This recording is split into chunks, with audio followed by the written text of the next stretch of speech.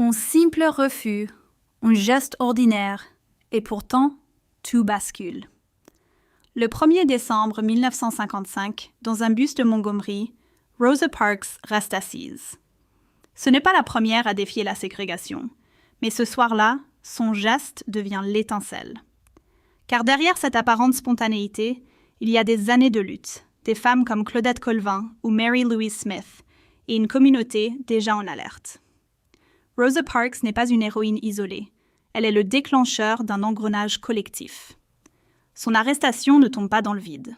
Dès la nuit même, la Women's Political Council, menée par Joanne Robinson, imprime des milliers de tracts. En quelques heures, le mot d'ordre se répand. Le 5 décembre, jour du procès, personne ne prendra le bus. Le matin venu, près de 40 000 Afro-Américains boycottent les transports.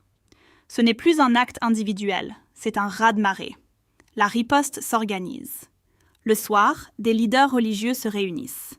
La Montgomery Improvement Association naît, avec Martin Luther King Jr. à sa tête. Mais ce mouvement ne tient pas sur un seul nom. Il repose sur une solidarité concrète. Covoiturage organisé, taxis noirs qui appliquent le tarif du bus, marche à pied sur des kilomètres.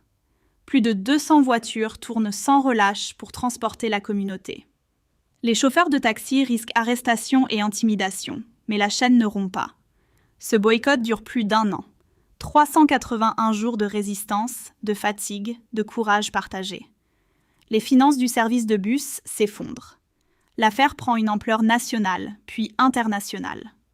Finalement, la justice fédérale tranche. La ségrégation dans les bus est anticonstitutionnelle. Le 21 décembre 1956, les bus de Montgomery s'ouvrent à tous. Mais l'essentiel n'est pas seulement dans la victoire juridique.